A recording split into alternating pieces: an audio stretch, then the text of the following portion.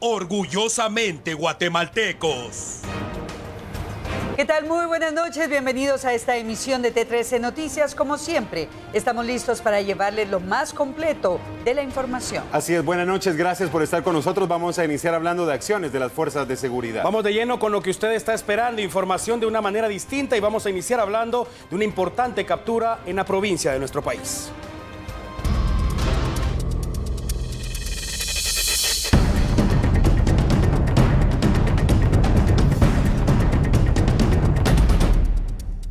Se sabe que era uno de los hombres más buscados de Honduras y figuraba también en la lista de los requeridos por la agencia estadounidense dedicada a combatir y capturar narcotraficantes, DEA. Lo vinculan al envío de grandes cargamentos de cocaína y lo identifican como Orlando Pinto Espino, aunque en el mundo de Lampa era conocido por su alias.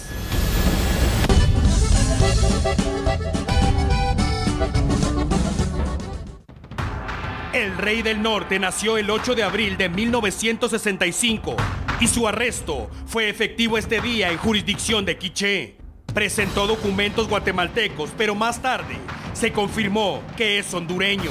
En una comunidad del departamento en mención, se hacía pasar por pastor evangélico, pero las autoridades lo buscaban desde junio de 2016, tras la incautación de un cargamento de cocaína en Petén. Si es verdad que se hacía pasar por líder religioso, andaba con la cruz en el pecho, pero el diablo en los hechos. En la vivienda de alias El Rey del Norte, localizaron 862 municiones, 7 armas de fuego, algunas de grueso calibre, 2 vehículos, 22,000 pesos mexicanos y más de 600,000 quetzales. Junto a este hombre, se sabe que fueron arrestados 3 de sus colaboradores más cercanos y las investigaciones continúan en proceso. El Rey del Norte está vinculado, según las autoridades, con el Cártel del Valle en Honduras y cárteles mexicanos, responsables de grandes envíos de cocaína hacia la gran nación. Tras su captura, inician las acciones legales para saber si será juzgado en Guatemala, expulsado hacia su país de origen o incluso existen posibilidades de que le otorguen boleto en avión privado hacia el país de las oportunidades para intentar vivir el sueño americano.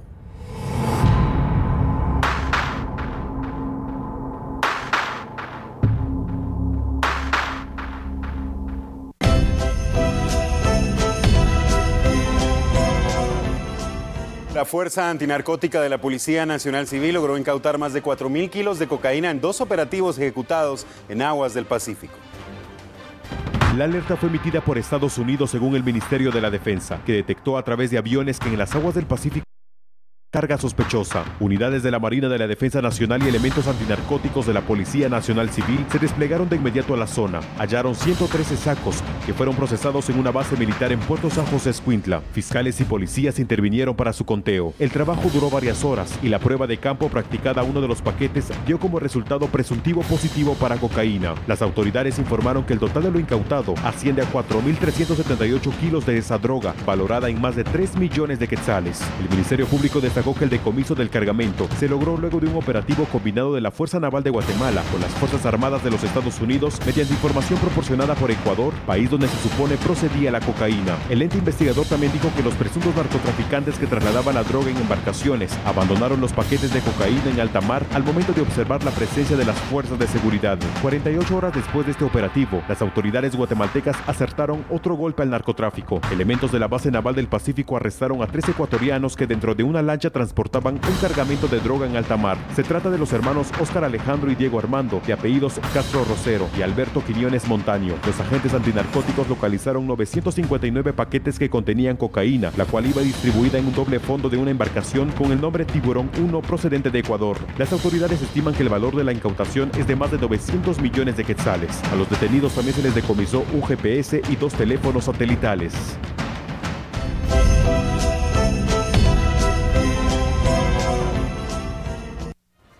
Y en otro tema hablamos ahora del saldo trágico que dejó una colisión vehicular en la ciudad capital, en donde se vieron involucrados un vehículo liviano y un autobús de transporte público.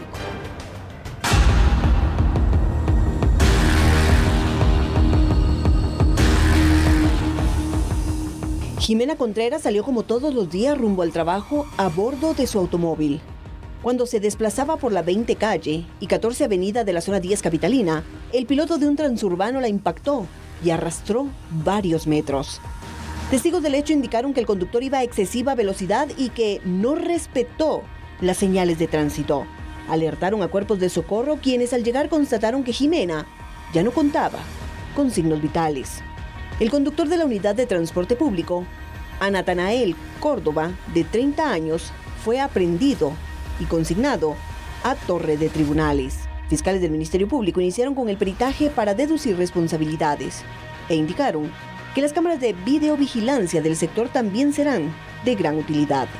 Cabe resaltar que según estadísticas del Departamento de Tránsito de la Policía Nacional Civil, hasta septiembre pasado se reportaron 4.798 percances viales, que dejaron 1.100 muertes a nivel nacional, cifras que se han ido incrementando en estos últimos 3 meses del año en curso.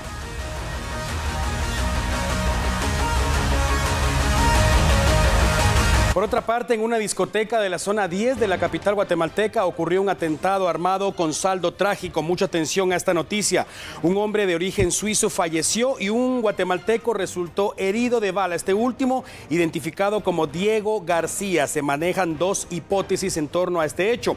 La primera señala que se trató de un ataque directo en contra de estas personas. La segunda versión indica que los hombres discutían lo que habría generado el atentado. Más tarde se conoció que la víctima mortal era un cantautor, mientras que el herido, el guatemalteco, es el gerente del comercio donde se encontraban. Será el Ministerio Público el que determine las verdaderas causas de este atentado para saber qué fue lo que ocurrió. Atención, antes de ir a la pausa vamos a hablar de uno de los temas más emblemáticos en nuestro país en los últimos días. Afortunadamente tenemos excelentes noticias. Mucha atención con este caso.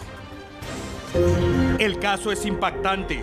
3 niñas fueron atropelladas en Izabal. De ellas, solo una sigue respirando. Vivian Abigail Morales Sarmientos tiene 8 años. Sus primas de 4 y 8 años lamentablemente fallecieron. Una en el hospital de Puerto Barrios y la segunda en el Roosevelt. La mujer que conducía la camioneta que pasó sobre ellas también está en el hospital. Se sabe que está embarazada y al momento de recibir el alta, será consignada a los tribunales de justicia. Podría ser procesada por homicidio culposo y, de ser encontrada culpable, enfrentar una condena de hasta 8 años de cárcel. Los familiares de las niñas que fallecieron tras el percance lloran su deceso, pero exigen justicia. Afortunadamente, el último informe de los médicos que atienden a la niña señala que ya es capaz de respirar sin necesidad de aparatos. Recobró el conocimiento y creen que si continúa de la misma manera, en poco tiempo podría ser dada de alta. Además de la atención para su recuperación física, la niña requiere ayuda emocional tras el incidente, igual que sus familiares. Y no es para menos. Vivian está viva de milagro y su testimonio en el momento adecuado podría ser determinante para solventar la batalla legal que debe enfrentar la responsable de la tragedia que enluta a una comunidad de Izabal.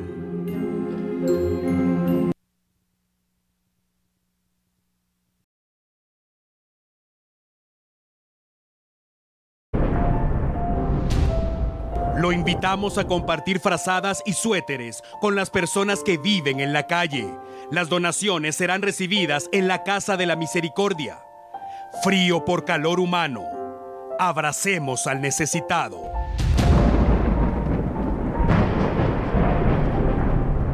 El descenso de la temperatura azota el territorio guatemalteco. Es importante saber qué es lo que está ocurriendo, es importante saber qué se tiene previsto para la semana en la que estamos y por supuesto tenemos y agradecemos en T13 Noticias la participación del experto. Eric de Paz, buenas noches, un placer saludarlo, lo escuchamos. Alan Alfaro, buenas noches, qué gusto saludarlos y el respetable audiencia de T13 Noticias. De hecho, gran parte del país se encuentra bajo esta misma influencia, algo que nos ayuda a entender por qué se comporta así el tiempo, es saber que hay una regla en física, una fórmula que indica que a mayor presión atmosférica, menor temperatura. Y si bien es cierto, el frente como tal ya se ha desplazado hacia el Atlántico de Honduras, de hecho ha provocado lluvias muy fuertes allí e inundaciones.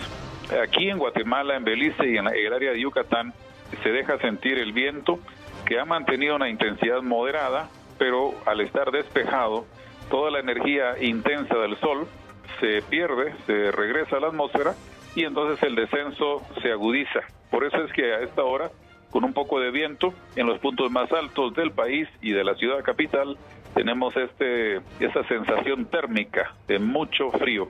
La condición, Alan, es que a medida que el frente sigue su curso en aguas del Caribe, la alta presión también, y al mismo tiempo se va debilitando gradualmente, porque ya el eje o centro de la misma se interna en el Atlántico. El Servicio Meteorológico Nacional ha indicado que consideran que a partir de mañana o pasado, la temperatura gradualmente se recuperará hasta el siguiente avance del siguiente sistema, que en la secuencia de frentes es el número 18, y para Guatemala, si es que impacta directamente, sería el cuarto frente. Por el momento, Alan, las recomendaciones a través de T13 Noticias que indican protegerse del frío. De hecho, las autoridades municipales han proporcionado algunos albergues y se mantienen en apresto, dado que esta situación en horas de la madrugada, que se despeja la bóveda celeste, la temperatura desciende un poco más, y en el altiplano central y occidental incluso se dan las heladas sobre la superficie, y eso es una evidencia de que estamos aún bajo la influencia de la alta presión, que se traduce en frío en las próximas horas.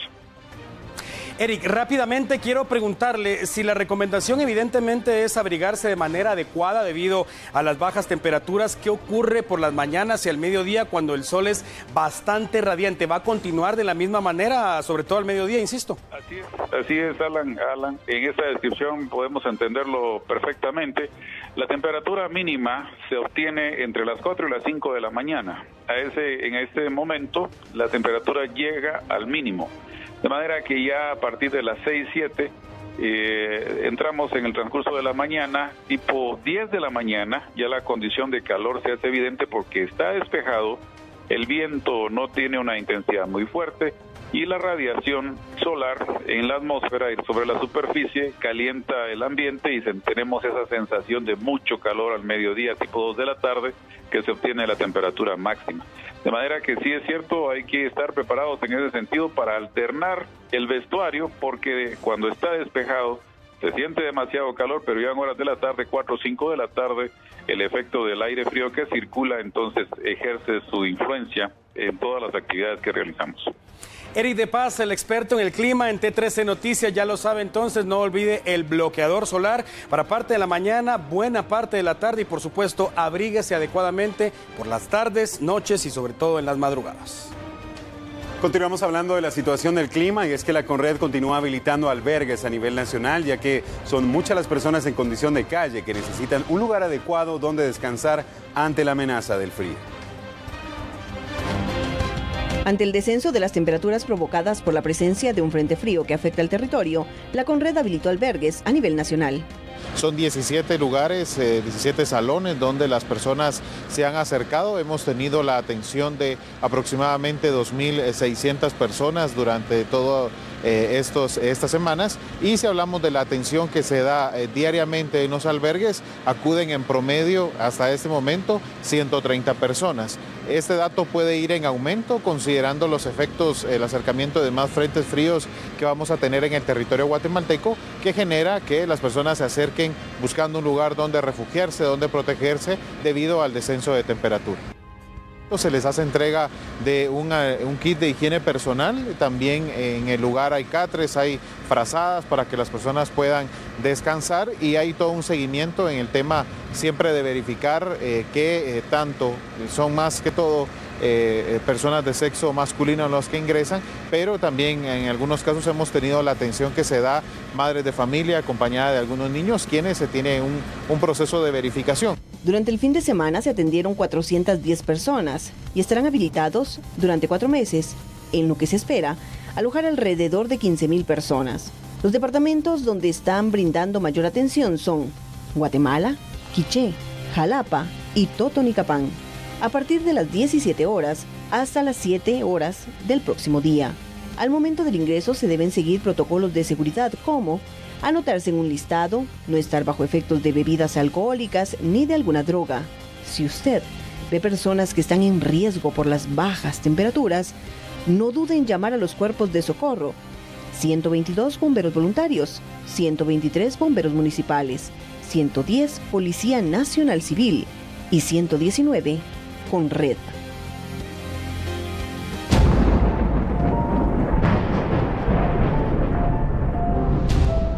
Lo invitamos a compartir frazadas y suéteres con las personas que viven en la calle. Las donaciones serán recibidas en la Casa de la Misericordia. Frío por calor humano. Abracemos al necesitado.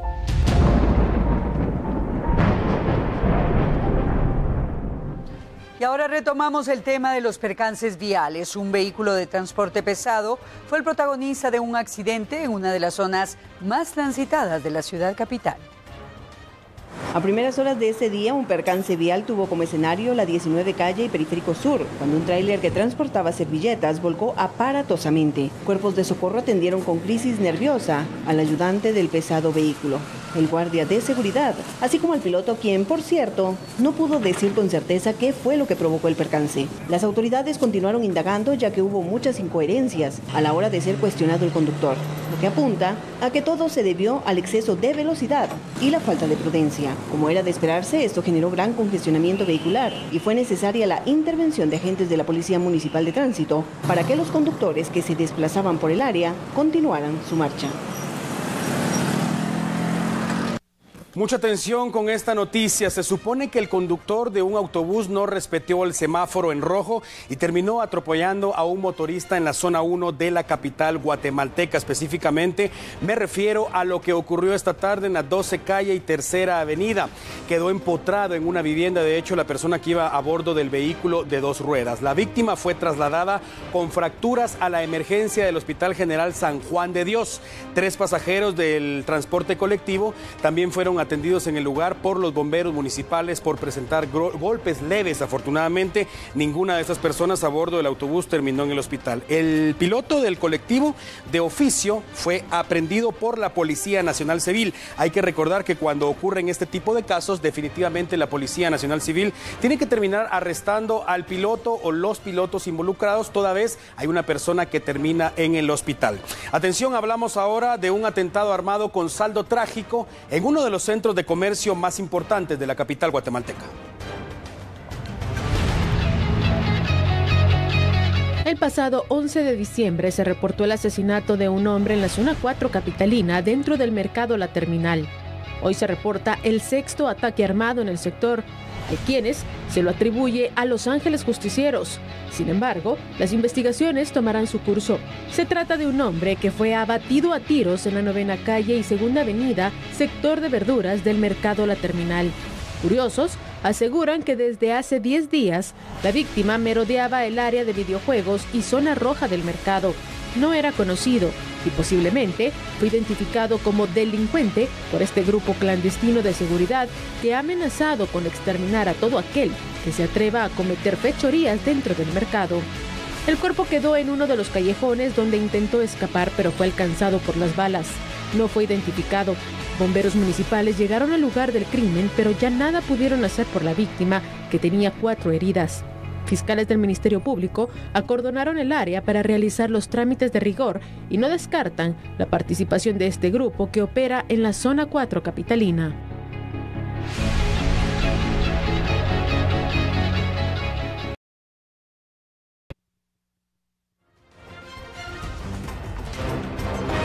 Noticia de último minuto, ya lo habíamos adelantado antes de ir a la pausa, se reporta una violenta explosión en un sector de la capital. Mabel Saucedo tiene los detalles, la escuchamos.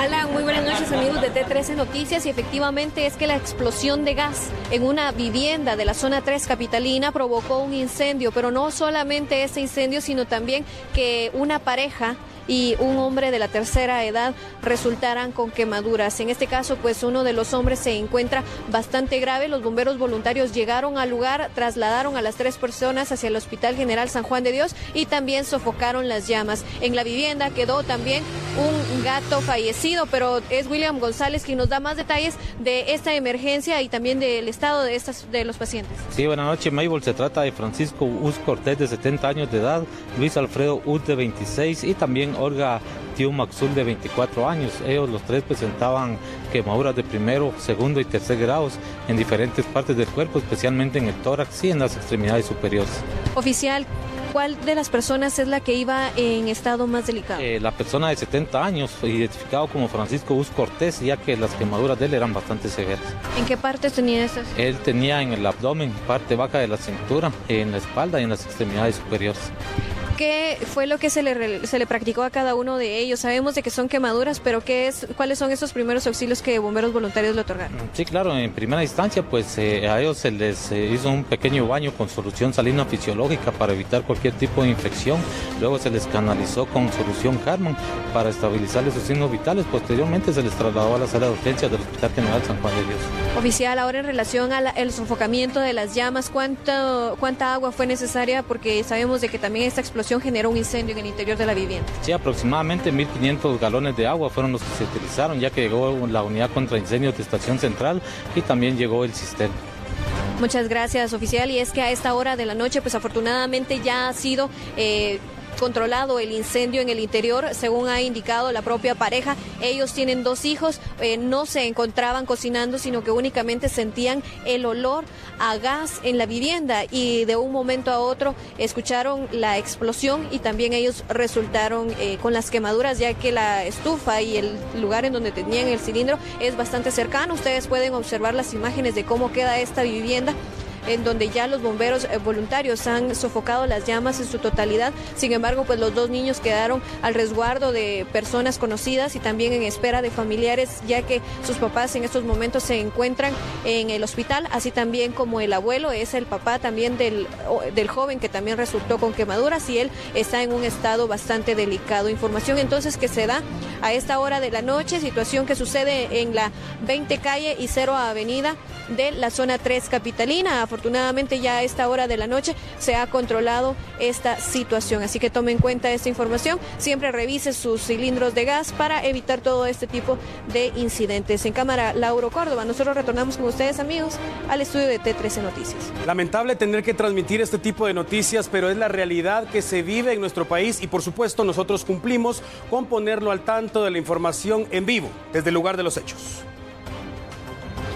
Y cambiamos de tema y en el oriente del país se registró un accidente de tránsito protagonizado por el transporte pesado. Aunque las pérdidas materiales son importantes, afortunadamente no hubo pérdidas de personas.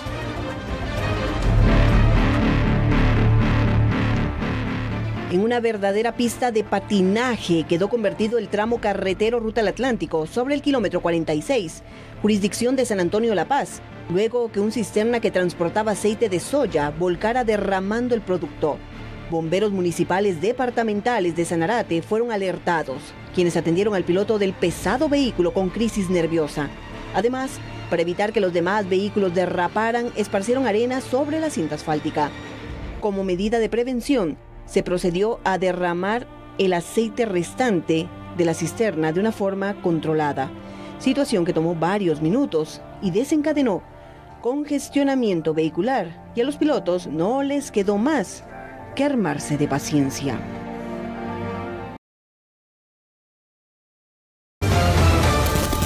...21 por Canal 13. Noche de lunes, noche de visor acá en T13 Noticias. Gracias por continuar en sintonía. Prepárese, deje lo que está haciendo, dele volumen a su televisor y disfrute del capítulo de esta semana.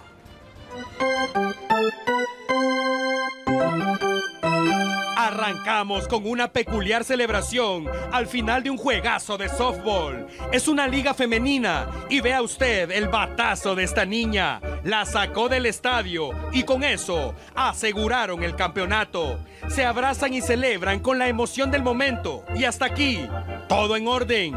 Entonces, ¿qué tiene de especial este video? Veámoslo de nuevo, pero ahora, olvide a las niñas y préstele atención a este hombre. Al tipo le gusta el deporte sin duda, seguramente es familiar de una de las niñas. Pero ¿por qué son así? Nadie le pone atención. Y eso de meterse al abrazo grupal estaba muy arriesgado, tomando en cuenta que eran solo mujeres. Así que revienta en soledad. Este definitivamente es de aquellos que paga el internet, pero no tiene la clave del Wi-Fi. Y nos vamos a internacionalizar un poco. ¿Qué tal este videíto que nos llegó vía WhatsApp? Esta mujer no necesita pareja para pasarla bien cuando de bailar se trata. Y el lugar es lo de menos. ¡Qué sabor! ¡Qué swing! Y la mano derecha arriba muestra que ella lo hace para el público. El problema es cuando el semáforo marca verde. Y tienes y goza con muchos.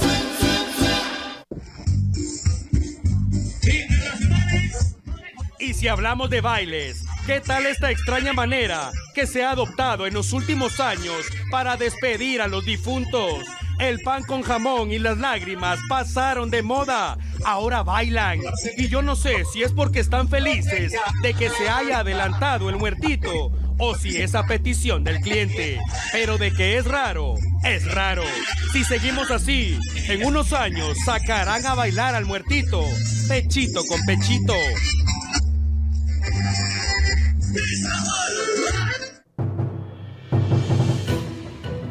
Y nos vamos ahora con este video que de verdad vale la pena no parpadear. Las vaquitas tratan de cruzar la calle. Todo va bien hasta que esta imprudente mujer se metió en su camino. Uno de los animalitos parece tener algo distinto y en lugar de asustarse, se lanza sobre la motorista y literalmente le dio un colazo. La vaca, la vaca, la vaca, la misma vaca, la vaca. Los muchachos, esto es el visor de T13 Noticias. Cuidado con Kikín.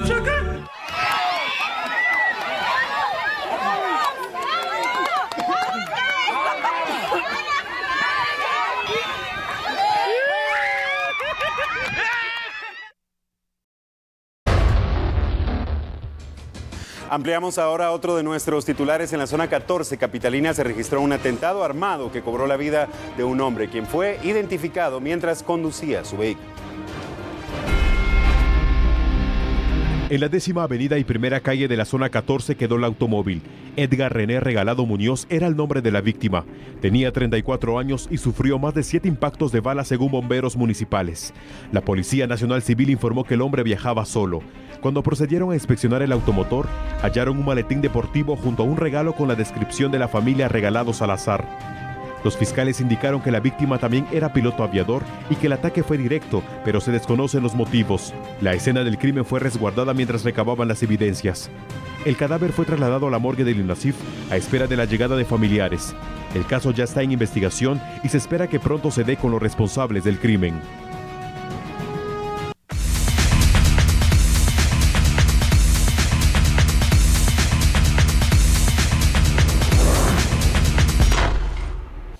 ¿Qué tal? ¿Cómo están? Buenas noches, bienvenidos a los deportes a través de T13 Noticias. Feliz inicio de semana. Pues ya se sabe que el campeón nacional es el equipo del Deportivo Guastatoya y pues ha confirmado ya 2 futbolistas. Continúa Luis El Salamá Martínez y también el portero de selección de Panamá, José El Chepo Calderón. Esas son las últimas 2 noticias importantes que ha dado a conocer este plantel campeón del fútbol guatemalteco. Pero también ya la asamblea o la asamblea de clubes que son parte de la Liga Nacional han confirmado el inicio del próximo torneo, el clausura, y será antes de la primera quincena del mes de enero.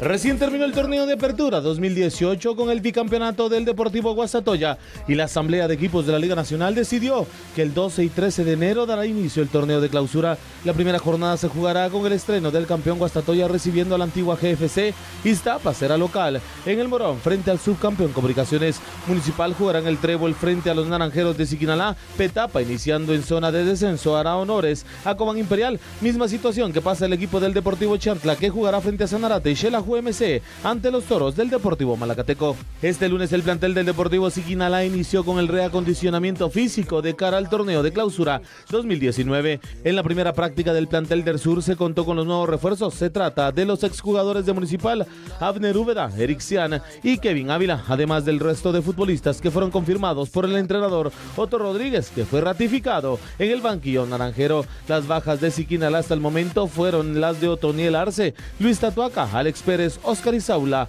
Julio Valdés y Jan Scott.